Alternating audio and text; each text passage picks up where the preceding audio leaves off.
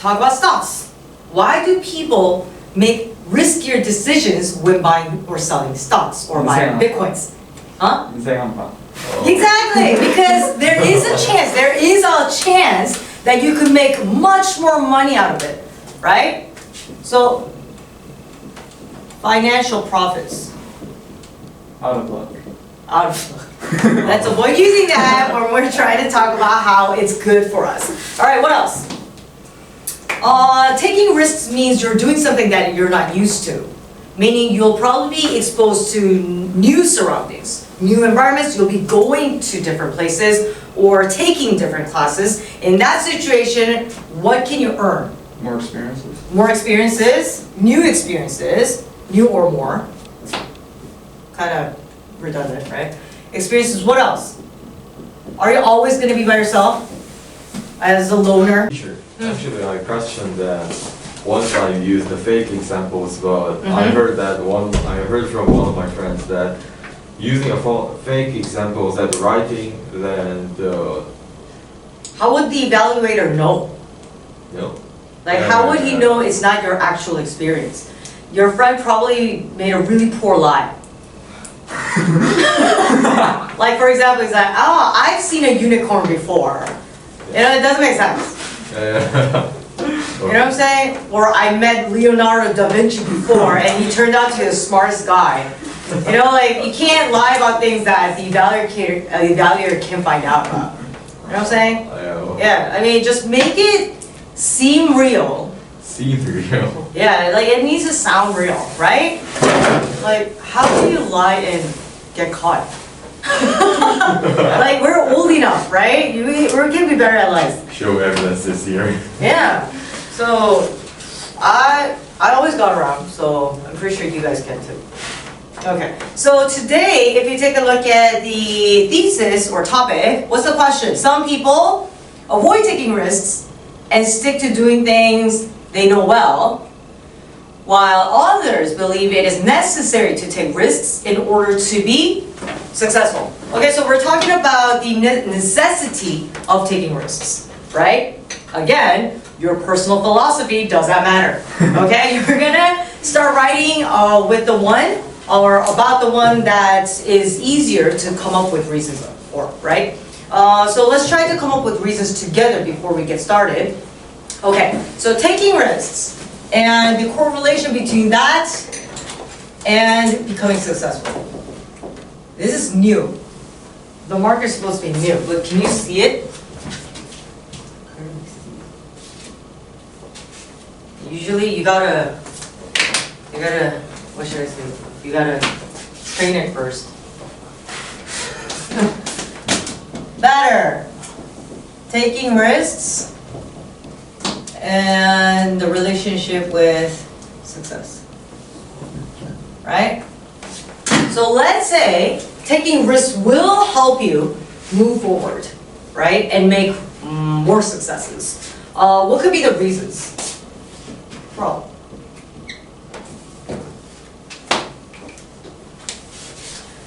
Let's talk about stocks. Why do people make riskier decisions when buying or selling stocks or buying bitcoins? Huh? Exactly, because there is a chance that you could make much more money out of it, right?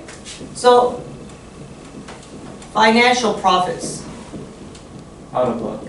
Out of luck. Let's avoid using that when we're trying to talk about how it's good for us. All right, what else? Taking risks means you're doing something that you're not used to. Meaning you'll probably be exposed to new surroundings, new environments, you'll be going to different places or taking different classes. In that situation, what can you earn? More experiences. More experiences, new or more. Kind of redundant, right? Experiences, what else? Are you always going to be by yourself as a loner? Huh? You're on an adventure all alone, every day, everywhere. So you'll probably meet new people too. In terms of number 2, you could probably talk about this and then talk about this. But if number 1 is relatively short, then I'll just stick to 1, right? One of these two, which is easier for you. What else could be another pro? I guess this is gonna all come out for me. And then you're just gonna try to come up with more specific details. Okay. So I already made my list, but for the third one, you can probably, well, taking risks means you're trying something new, right? As we already mentioned. So when you're trying to do new things, you have to come up with different ways to approach different situations, right? It requires creativity, right? It allows you to become more creative. And as we all know, as a leader or as a businessman or as any extraordinary person in the world, creativity is a trait that everybody admires, right? So,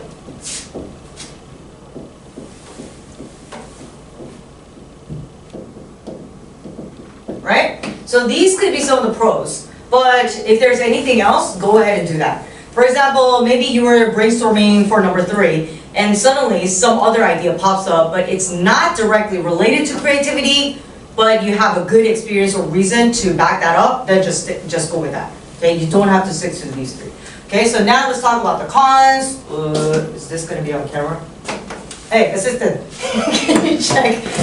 You can see this side of the door, please. Thank you. I'll give you a bonus for that. Yep. A bonus of 0.25 points. Okay. So can you see this side? Yeah. Okay, excellent. All right, so let's talk about the cons. So what are the disadvantages that you might end up facing when taking risks? Actually, literally, disadvantages of risks. Is you could Oh, die. Yeah. You could lose your life. Okay. Again, you're taking risks to make profit, right? But you always end up. Exactly. So financial losses. Okay. Let's not think about that. It's not real. Okay. So don't get sad. All right. What else? Again, it could risk your life. But, which is a little too extreme, but it could also, like, to make it less extreme, you could be in danger, right? Let's say, ooh, I want to try new things. I want to expand my experience. I'm gonna go to the jungle, right? And then, who knows what's gonna happen, right? So, danger. This could be physical and or psychological. Physical. I can't spell today, what's happening? Or mental, psychological, whichever word you prefer. And we're just going with mental, not just because it's better, but because it's shorter. All right, and then last one. Okay, we talked about meeting new people or building new experiences, but also when you're spending more time with new things, you end up spending less time with what you already have. So in that aspect. You're like, what's the next word? Okay? You could maybe ruin your relationships with others that actually matter to you already, that care about you, right?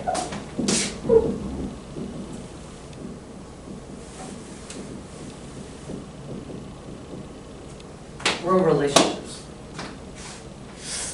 But try to avoid using being in a relationship with someone because that means you're dating that person. Okay? Don't say, I used to be in a relationship with my best friend. Okay, like in a good relationship. Okay, so try to refrain from using that. But stick to the sentences that you normally use when describing your friendship or your relationship with your family. Just talk about how good it used to be and how you risked ruining it at one point while trying to take risks if you were to stick to number 3. And then also while talking about this is more regarding your personal relationships, but when you're trying to take risks at work, right? Or as a student, you do spend time with your friends, but you're also associated with school activities, like club activities, or any sort of social activities inside or outside of school, right? That regards social relationships. So for example, let's say I'm a teacher, I'm an instructor, and then what should I say? Like I'm trying to be in good terms with every other coworkers that I have here, right? So I'm trying to be friendly, I'm trying to say yes to everyone, and then at one point, I decided to blow up, okay? Because I want to spend more time and energy on my students and stick to the program that I believe is more effective. But my boss doesn't like it.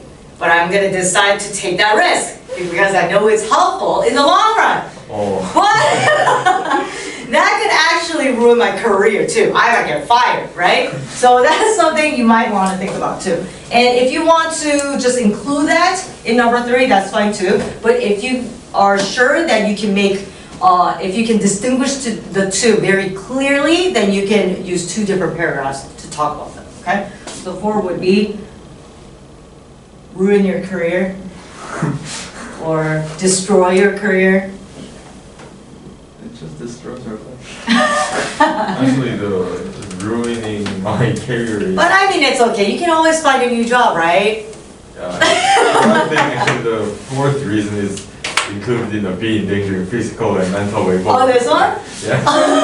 In physical danger? No, no. Why would anybody physically hurt you? Actually, if I get fired, it means that my. Do you work for a game? Of course. What? Oh, at school. Okay, so you're in that type of group at school. Okay, I respect that. No judgments there, but just be careful, okay? It might end up ruining your career after all. Might be forming a good relationship with those gang members, okay? So just be careful, okay? Life is long, okay? It's not as short as you might anticipate. All right, so are there any other ideas that you might want to include here to help your other classmates today? Or is this good enough? I think it's good enough. Okay, then in your mind, for the next 1 to 2 minutes, try to think about the details and especially examples, personal examples. I said always stick to personal, okay? Don't try to be too politic, economic, or international because you're not gonna make it, okay? It's gonna only get harder. So try to think of any of the examples that you could utilize for each ideas, whichever you choose. Try to come up with all of them. And then see if you're having any difficulty, then I'll help you with that together. Okay, so try to think about that for the next 2 minutes. Right now, go. Teacher. So Try writing short notes for each. should I support one of these claims? So you're either, if you're saying, yes, I believe, for example, I believe people should avoid taking risks. Right? You don't have to repeat everything that's stated there. Like for example, taking risks and stick to doing things they know about. Well, like you don't have to say the whole thing. You just simply need to say, oh, I believe people should avoid taking risks. I believe people should try to take risks. Or go ahead and take risks. Okay? But as of now, you're not making a choice yet. You're just simply going to try to come up with the details that you might want to use once you make a decision. So try to do that. Keep it brief because you only have 2 minutes. If you get stuck, it's probably a sign that you're not going to do that. You're not going to use that.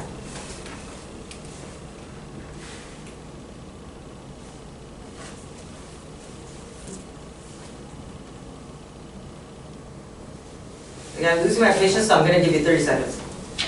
Right. You need to think quickly. You need to be good at lying. Or coming up with ideas. So maybe you should take risks. To enhance your creativity. Taking risks of lying. It's all you Pinocchios. Are we done? Okay, how many have you guys come up with this so far? Everybody. Oh, for this one. How many? I support. 1, 2, 3. How many? All 3? No, like Just 2 and 2? 2? I also. None? Two. 2? What about this one? 0? Okay, fine. I'll give you. Just raise your hand when you're ready to share your ideas, not in class, but like at least with me for all of these. God, it's hot in here. It's just me.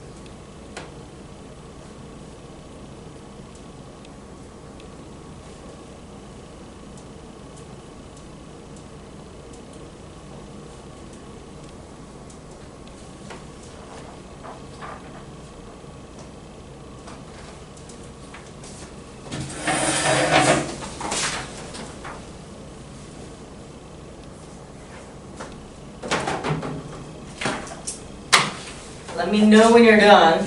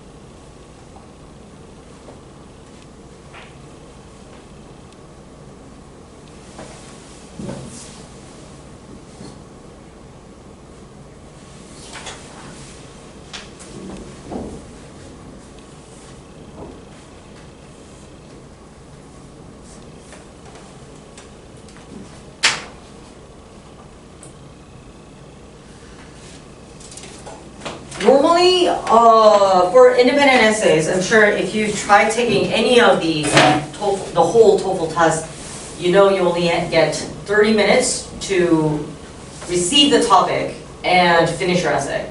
So this brainstorming, what should I call this? The brainstorming portion of the process should last less than 5 minutes, right? So you should have been done. And if it's taking this long, it should mean that you decided to ignore my instructions and started writing already. So, is that what happened? Because I'm waiting here. Yes? Actually, I can't understand why the taking risks can ruin relationships for this test. We talked about when taking risks, you need to explore. You need to do something new, something that's unfamiliar to you. When that happens, like you have a limited amount of time. Everybody only has 24 hours a day.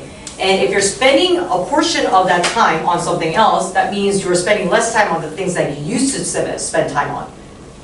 And when doing that, for example, let's say you have a girlfriend and you used to spend time like 2 hours every day with her. And then now all of a sudden, you're starting a new job because you want to be financially successful and see what happens to you throughout, like down the career path. And then you're spending most of your daily life at work.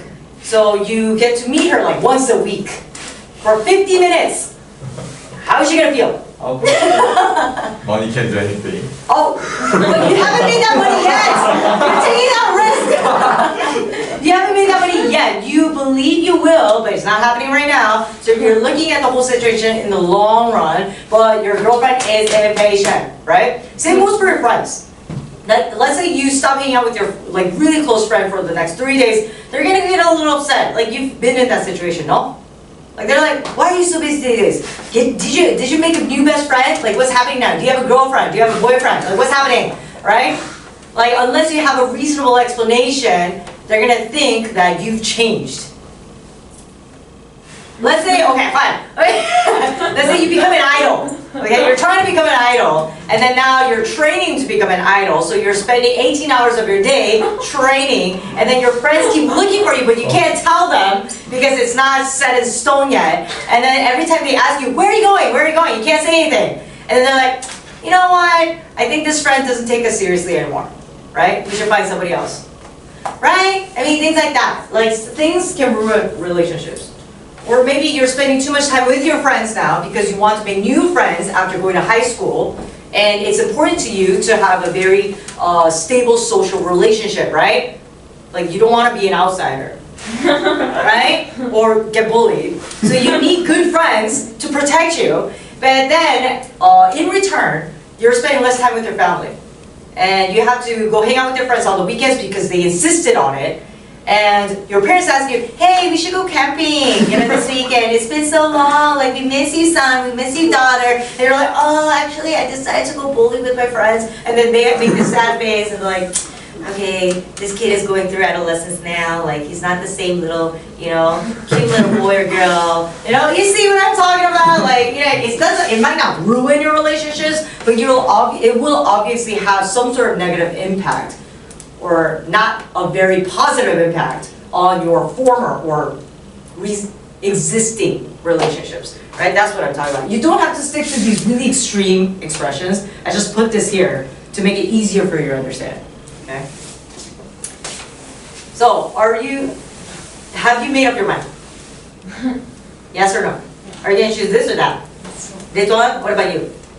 This one? Okay, what about you? It would be funny if you question this and then decide to write this. Like, which one did you choose? Are you going Actually, okay, I'll try the cons. Why are you making your life harder? Okay, just use the one that's easier for you to finish. You're already struggling. Huh?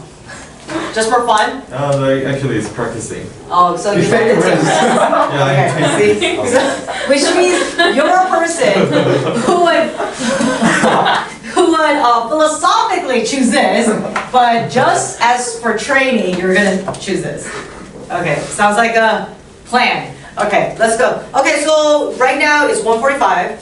So you only have like 5 to 10 minutes to start writing. But did you want to go ahead and do this at home?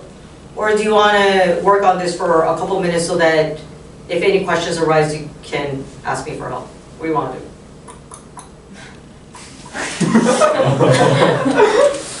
I could give you feedback on your integrated for the remainder of the time. Or you could start writing. It's up to you. If you have absolutely no preference. Integrate. Okay, what about you? Okay, all right then, since I'm gonna start revising your paper and giving you personal feedback, I'm gonna turn off that camera. Okay, and then turn back on for listening.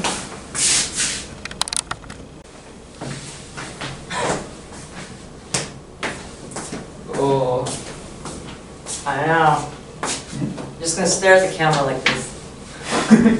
Until Leo comes back. 와, 신기하다. You can stand in front of the camera. It's only you watching it, right? Oh. Just come here and perform. Seriously, go in front of the camera and say hi to yourself. Hi, future me. Now someone did it in the video. I honestly think you're the only one that's going to be watching the video. Or how about Doyeon, you give it a shot next time? Oh, why don't we do double speakings over there? Oh, okay. You could suggest. Well, actually, I think next week I'll be in charge of your speaking and reading as well because Teacher Steven will be here on Wednesday next week. Oh, great. So then, yes, you guys are free to make your speech in front of the camera. Like you and... And while you were gone, we just talked about how only Xiong watches the video. If you're absent, you're supposed to replace your class with the recording. Can you hear me?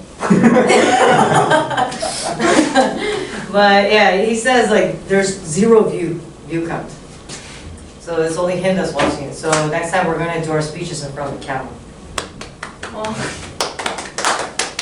It'll be more entertaining. I'll play the YouTube on here. I'll play it in front of you on the big screen. Welcome to camp. Alright. Yay, we'll get to see someone cry. Alright, so take out test 07 or 06, please, and then we'll move on to 07. Yeah, so we're starting off with 06 first, and then you probably have the script, don't look at it yet. And while you guys are paying attention to the lecture, taking very good notes, and going over the questions, I'm gonna go print out the scripts for lesson 7. Okay? Huh? What? We didn't finish the guinea pig thing. No, not guinea pig. No, 06. Huh? 06. Not 07, 06. I didn't. Ah! Well, where were you when we were talking about this? Ah! You could have told us while he was still gone. Now I don't have it with me. Oh God! Chaos. Serious. Seriously. All right, just take your notes on a blue sheet there. Are you ready?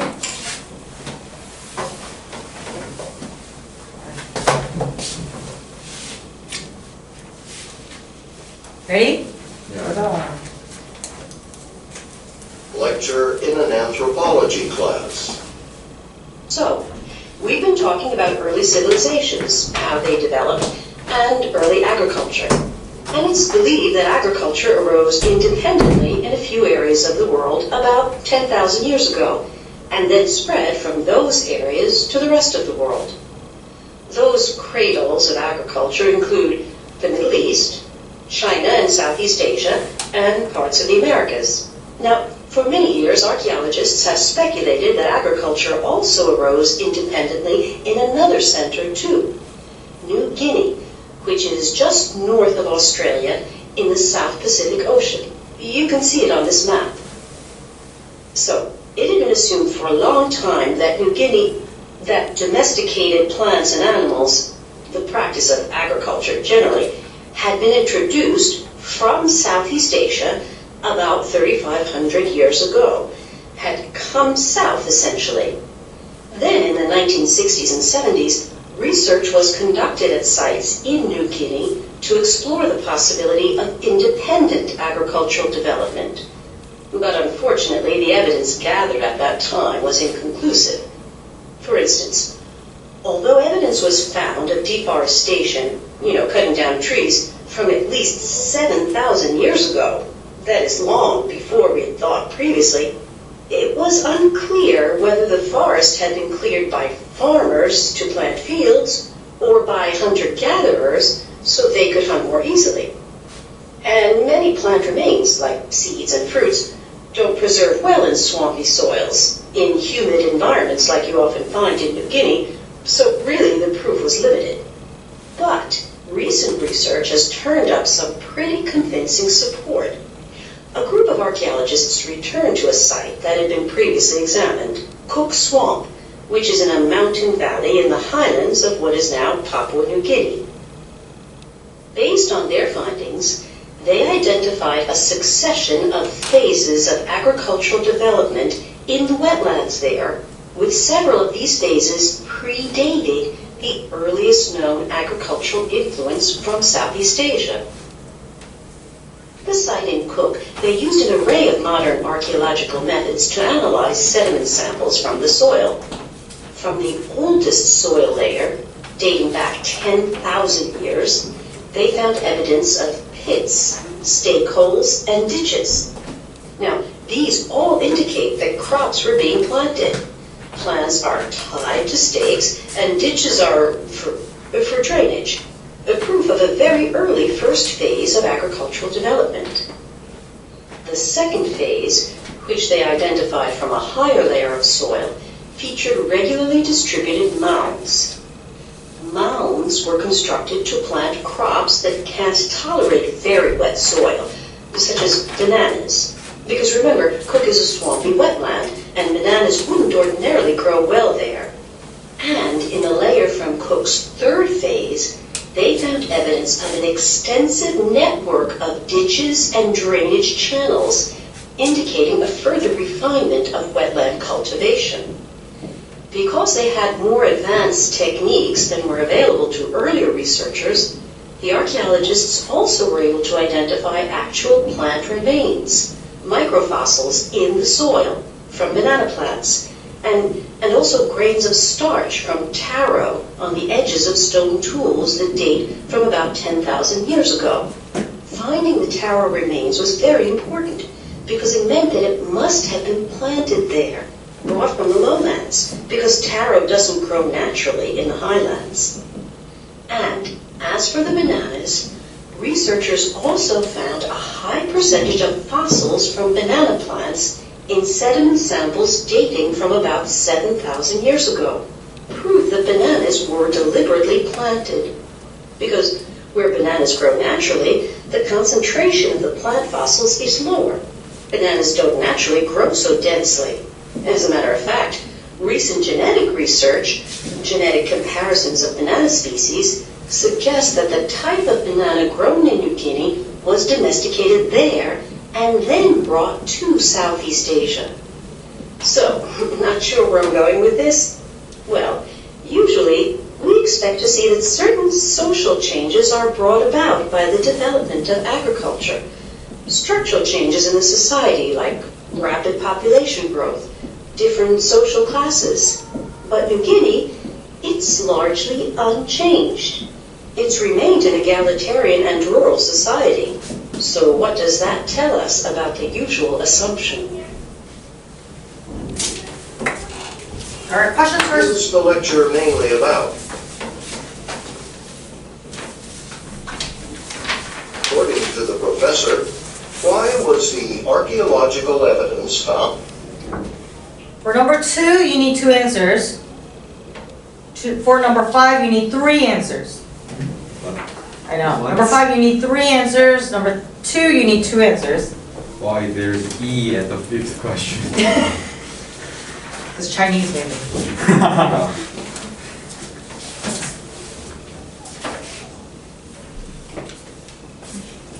아!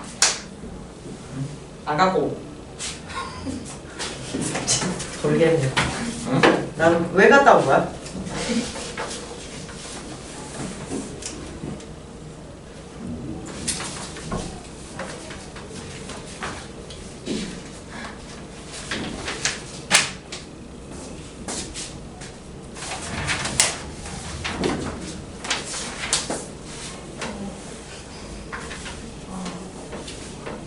Just see if you disagree.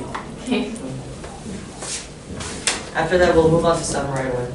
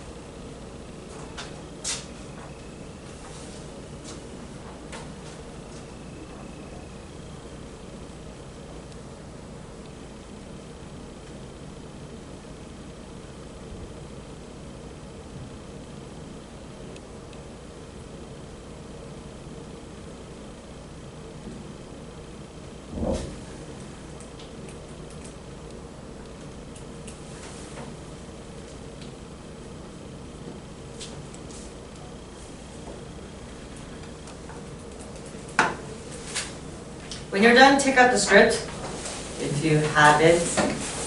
I can't wait. Do you have it? Do you have it? Okay, but you don't have it? Okay, I'm debating whether I should go print this out right now or go over to 7 and then work on 6-5 later. 7. Huh? 7. Actually, you know what? I'm just gonna give you this. I'm just gonna read it out loud. Bro.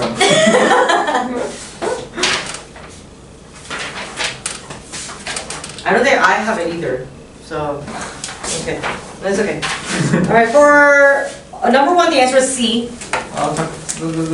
Take your turn. Number 2, B and D. 3B. 4A. 5 ACE. Number 6, B. Oh. Aw. Ooh, good job, guys. So 2 and 6 are the ones we'll go over. Number 2, according to the professor, why was the archaeological evidence found in New Guinea during the blah, blah, blah, blah, inconclusive? Okay, so I'm going to read it again. But unfortunately, the evidence gathered at that time was inclusive. It was unclear whether the forest had been cleared by farmers to plant fields or by hunter-gatherers so they could hunt more easily. And many plant remains like seeds and fruits do not preserve well in swampy soils, in humid environments like you often find in New Guinea. So really, the proof was limited. Okay? So according to that, it was the plant remains, right? And then, like, who had cleared out the forest for which, like, what type of purpose? So that's B and D. Does that make sense? Should I read it one more time? Oh, you got it right. Okay. And then number 6, what point does the professor make about the theory that agriculture brings about social change? So agriculture is what causes social change. So we're talking about the professor's point about that theory, right? Does he agree, disagree, or is he nonchalant? Like, does he not care? Okay, neutral. Where's my finger? Okay, so if I'm going to read it again. Usually, we expect to see that certain social changes are brought about by the development of agriculture. But New Guinea is largely unchanged. It's remained an egalitarian and rural society. So what does that tell us about the usual assumption? That was unlikely in this particular occasion. Okay? So, B. Okay? Oh. Okay. Alright, so now let's move on to 7-1. I believe 7-1 is a conversation, so it's going to be easier for you. So let's take that out. Page 1. Really funny if I didn't have the MP3 file. Don't worry, I do.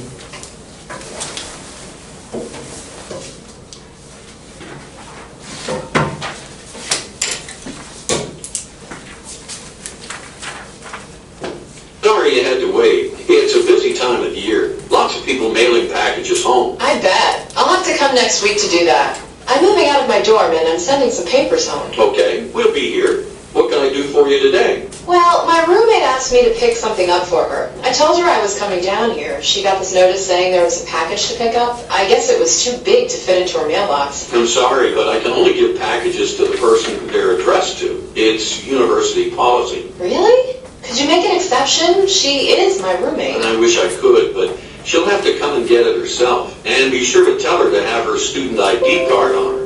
We'll need to see identification. Oh, and she'll need that package notification too. Okay, I'll let her know. Also, since I'm moving, I'll be able to receive my mail at my new apartment, so I don't really need my campus mailbox. Oh, okay. Although I should tell you that we do recommend that students use the campus mailbox service even if they are moving off campus. Really? Why? Well, if any of your professors want to notify you of changes to class schedules or get in touch with you for any reason. My professors have my email address. Yes, that's true, but remember things like university newsletters, flyers from university clubs, notices about special events, they're only distributed to campus mailboxes. None of that's mailed off campus. Well, I work at the college newspaper, so I should be able to keep on top of what's going on. Plus, there's the bulletin board outside the dining hall. True, but, if it's the campus mailbox fee, I might be able to offer you a less expensive rate for next year. We can do that in special circumstances. Thanks, but, I can afford the mailbox fee. It's just that between my off-campus address, my email account, and the school newspaper, I don't think there'll be a problem. Okay, in that case, stop by the main desk on your way out of the building and pick up the form you'll need. And don't forget to include a forwarding mail address for anything that's addressed to your box from outside the university. What does the student? For number 1, you need 2 answers. Number 3, 2 answers.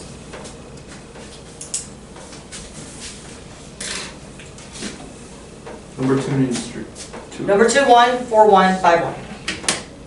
Well, what else should 2. 2?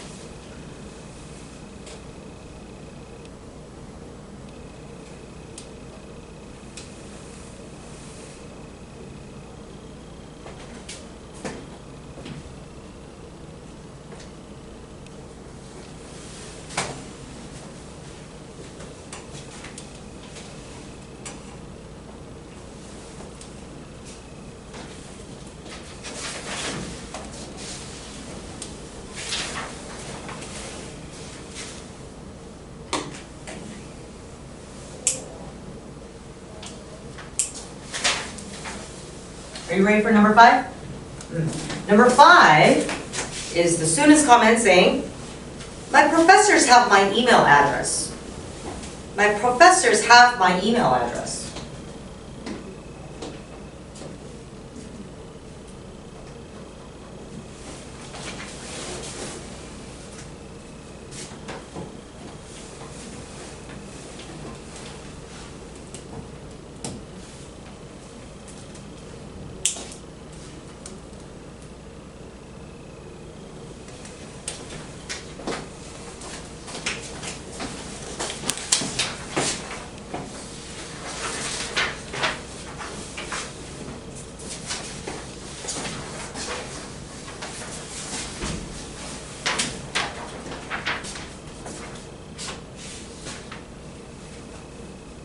Shall we go over them together?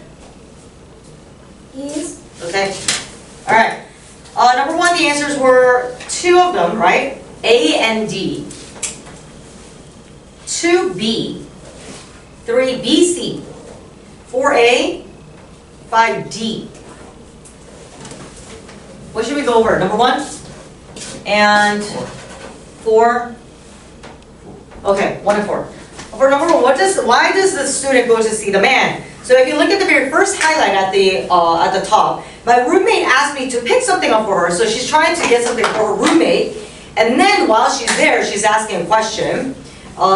In the second sentence, no, the next sentence. Also, since I'm moving, I'll be able to receive my mail at my new apartment, so I don't really need my campus mailbox. So she doesn't want to use the service anymore. Okay, so the answers have to be A and D. Is that good? All right, number 4. What does the man offer to do for the student? If you look at the last highlight, the employee goes, but if it's a campus mailbox fee, I might be able to offer you a less expensive rate for next year. So that's what the employee can do for her, okay, to lower the rate of renting the campus mailbox. We can do that in special circumstances, right? So according to the information, A, reduce the cost of renting a mailbox. Does that make sense? Or are you having trouble with the words? Is everything okay? Okay, let's move on to the lecture. Just one more. No? Just one more. And then we'll be done for the day. Okay? Just one more. Renaissance! How interesting. I would never live in that time period though. So gross. Nobody takes a shower. Nobody takes a shower and they didn't have toilets. Yeah, I know. They used to dump all their sewage out the I window. heard that they use the cold water instead of hot water. Yeah, I mean, still they're using water, but they rarely bathe. Yeah. So that's why they started wearing wigs. And I heard they used to have like a lot of hygiene problems. And that's why they developed high heels so that they wouldn't, step on poops. And that's why they started spraying perfumes to hide the odor. 향수랑 쥐가 합쳐지면 끔찍하다. Of course. Okay. Listen to part of a lecture in an art history class. I was saying, the Renaissance period, which started in the 1400s in Europe, the Renaissance was still a pretty religious period, and that's reflected in the artwork of that time. But artists were starting to experiment with a more secular point of view as well, a tendency to also use the natural world as the subject matter for their art. And there were different ways that these natural themes were explored. For instance, many artists would paint portraits, while others, although this was more common in Northern Europe, would make landscapes the subject of their works. But today, I'd like to consider an influential Italian Renaissance artist, Leon Battista Alberti, who took a slightly different approach. Leon Battista Alberti was a painter, sculptor, architect, musician, poet, very wide-ranging, like Da Vinci or Michelangelo, the sort of guy for whom the term Renaissance man was in fact created. Alberti believed that the most important approach for a painter was to capture a story or narrative. Now, as I've indicated, this narrative could be either religious or secular, depending on what the work of art was for. If the work was to be placed in a church, then obviously it'd have a religious theme. Whereas if it was for someone's home, then it could deal with a different subject matter. The exact narrative didn't really matter, so long as it was one that captivated the audience, that held the viewer's attention. So what is actually needed to tell a story?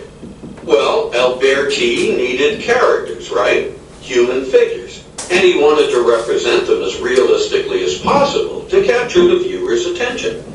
One way he achieved this was to make use of what's known as the contrapposto pose. Contrapposto pose basically entails showing a slight twist in the body. The shoulders and hips are usually bent in different directions. In other words, if the left shoulder is bent so that it's slightly higher than the right shoulder, then the hips will be bent so that the left side will be slightly lower than the right side. Similarly, in sculptures, most of the weight seems to be on one foot, which also results in this slanted position, making it seem like the figure is about to walk or move. This adds to the realistic aspect of the figure. But there are actually a lot of things that could go wrong in the attempt to create such a pose. You could make a figure's arms bigger than its legs, or the head too small for the body. Messing up the proportions can leave a figure looking cartoon-like and unnatural. But Alberti had a solution. He encouraged artists to visualize a figure's bones and structure. This would give the artist an idea of the proportions of the figure. From there, Alberti suggested the artist imagine attaching the tendons and muscles, then covering those with flesh and skin. Now, although this method may seem complicated, artists since antiquity have used anatomical observations to try to get the proportions of the human figure as accurate as possible, though obviously not to the degree that Alberti was recommending. Now, in addition to characters, the setting is extremely important, especially when attempting to tell a story realistically.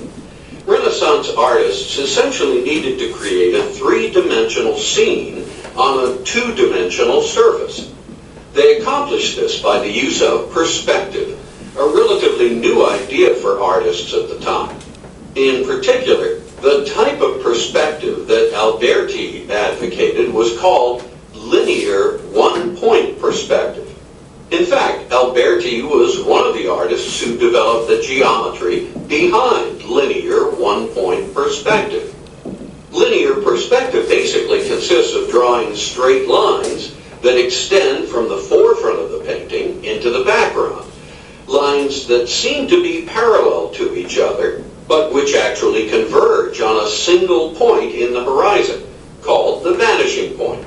By drawing figures and objects smaller and smaller as the lines get closer together, the artist is able to create depth in a painting.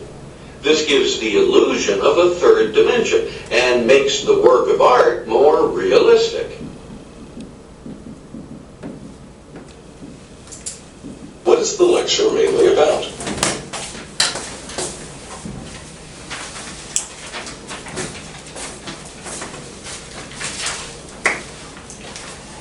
Each question requires one answer each.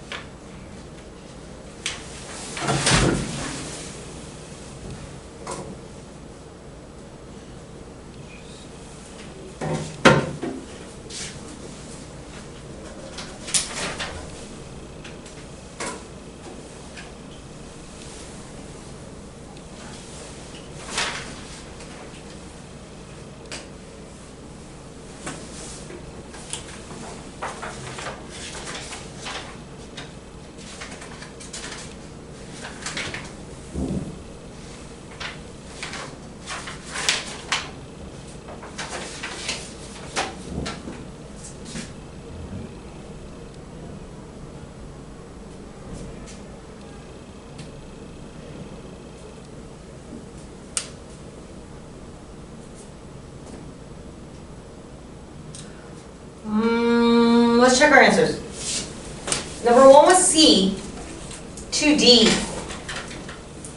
3A, 4D, 5D, 6 was B.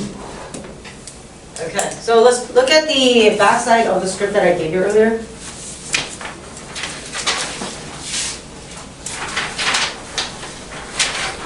Which question should we cover? 1, 3, what else? 2? 1, 2, 3. Alright, so let's look at 1. What is the lecture mainly about? Okay, so if you look at the second paragraph, the first highlight goes, but today I like to consider an influential Italian Renaissance artist, Leon Battista Alberti, who took a slightly different approach, and he talks about the different approaches that he made, which contributed to the advancement of Renaissance art. Okay, so that one is D. Okay, or C, techniques used during the Renaissance for the realistic works of art, and particularly Alberti's. Okay, and then number 2, what is the professor's opinion? If you look at the second highlight, no. Oh, the next line after the first highlight. Leon Battista Alberti was a painter, sculptor, very wide-ranging interests like Da Vinci or Michelangelo, the sort of guy for whom the term Renaissance man was in fact created. So he actually doesn't really disagree with that statement, right? So he probably agrees, and therefore he believes that he represents Alberti, or else why would you call him the Renaissance man, okay? And then number 3, according to the professor, what did Alberti consider to be the most important aspect of a Renaissance painting? Alberti, the second highlight, believed that the most important approach for a painter was to capture a story or narrative. So any sort of painting should allow the viewers to sense the story that lies within, okay? So that is, it conveys or delivers an appealing and interesting narrative, story. Okay, so the answer is A. Okay? To paraphrase A, it would have been that it delivers an interesting story. Okay? And then 4, 5, 6, any difficulties there? No? You all good? Okay, for homework, I think you're starting to have more work to do at home before school, yes or no? Or do you have a lot of free time? A lot of free time? Always same. It's always the same? So can you finish test 7, or do you want to do just one combo and one lecture? It's just one additional lecture. Yeah? So just finish this. There are only 3 listenings, right? So you'll be doing 1 combo and 2 lectures. Is that good? Just finish that. Does anybody want to do more work? Can you send me some reading? I would like to send you vocab. Vocab? Okay. I think it's I time- have vocab on my home. Yeah, right? I gave you some. Yeah. How about you study, like you prepare for a test, bring it here, and then next time you come here, after class or before class, I'll test you, That list?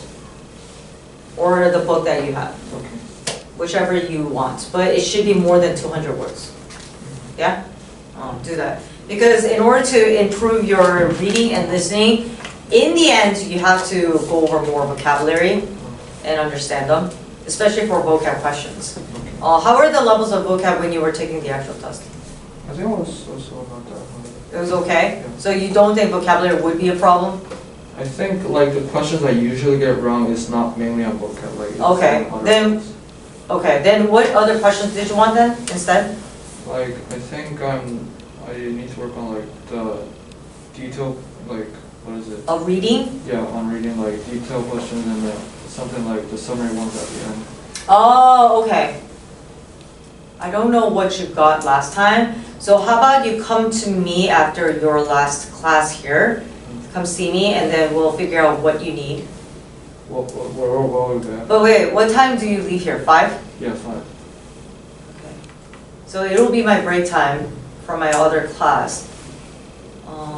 So come see me as soon as you can. I'll either be in the last classroom on the left-hand side, down this hallway, or I'll be in the teacher's room, but I'll look for you around 5, so I can give you something. Okay? All right. Do you need anything? Well, actually, I got your answer keys. Okay, cool. So let me know if you need any help with that.